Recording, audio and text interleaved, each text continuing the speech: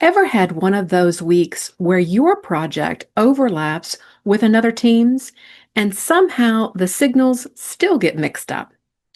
You're working on one piece and they're working on another, and somewhere in the middle, the expectations drift. You think you're on the same page until that moment where you realize you're done and they're done aren't the same thing. That's where peer one-on-ones come in. They're one of the most underrated leadership tools out there, and one of the easiest ways to build collaboration, alignment, and trust across teams. Grab a cup of coffee and let's talk about how to make peer one-on-ones work for you. I'm Tina Marie Baugh. I've spent over 25 years in hands-on technology leadership, helping seasoned tech experts who've stepped into management grow into confident, effective leaders. Most of us are used to having one-on-ones with members of our team. That's just part of leadership. But what we don't always think about is how much our peers impact our success too. The managers, directors, and project leads we work with every day.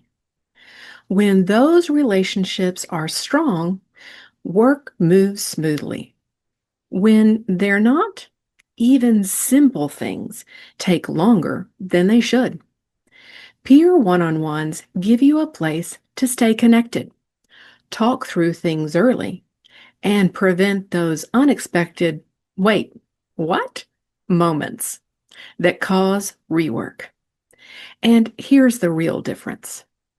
Formal meetings document the decision. Peer one-on-ones help you understand what that decision actually means for timelines, for your people, for workflow, and for how you're going to move forward together using the same playbook. Now let's talk about the part that feels awkward for a lot of leaders. How do you even ask for that first meeting, especially if you don't really know the person very well? Honestly, you don't need to make a big pitch. Keep it simple and genuine. Something like, hey, we work together a lot, and I'd love to sync up one-on-one sometime.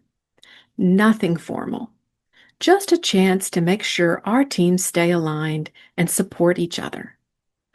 Or if you barely know the person, you might say, I'm trying to make it a habit to connect more regularly with peers across departments. Would you be open to a quick chat sometime this month? Nobody will find that strange. In fact, most people will appreciate you taking the initiative. It comes across as professional, collaborative, and thoughtful.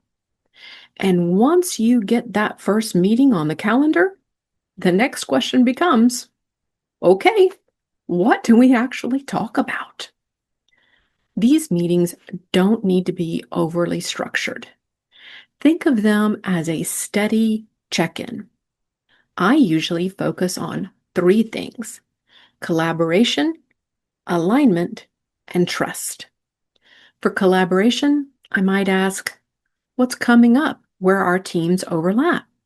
Or anything you need from us? For alignment, do you have the same sense of priority on this? Or is there anything that might slow us down? And for trust, I take a few minutes to check in on them. Not just the work, but the person. How's their team doing? What's going well? What's been challenging? And sometimes even, how are you doing? You're not digging into anything overly personal. You're simply getting to know the human behind the role. Those small, genuine moments build real connection, and they make everything else easier. These honest, simple conversations smooth out so many bumps before they ever show up on a project plan. For cadence, keep it simple and steady. Most of my peer one-on-ones happen twice a month or once a month. And for peers where the work doesn't overlap as much, quarterly check-ins are usually enough. The key is consistency. Trust grows when you show up regularly, not just when something's going wrong. If you only reach out during emergencies, people associate your name with problems. But when you stay connected during the quiet times too, it sends a completely different message. I value your partnership, not just when something's on fire. Once you've got the cadence set, just keep showing up. You don't need a follow-up email, just the next conversation. And when people know you'll show up regularly, they start to open up a little more. They'll tell you the next thing that doesn't make it into big meetings, the real blockers, the real concerns.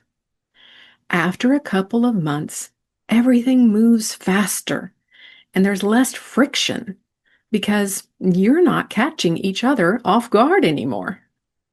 Regular conversations build trust, and trust makes everything else easier. So there you have it, peer one-on-ones. Simple, low effort, and seriously underrated. If you ever thought we could communicate better across teams, this is the place to start. If this video gave you clarity or something to think about, check out my other videos on the channel. Each one is packed with real-world strategies to help you grow as a tech leader. Until next time, keep leading with clarity, confidence, and courage. You've got this.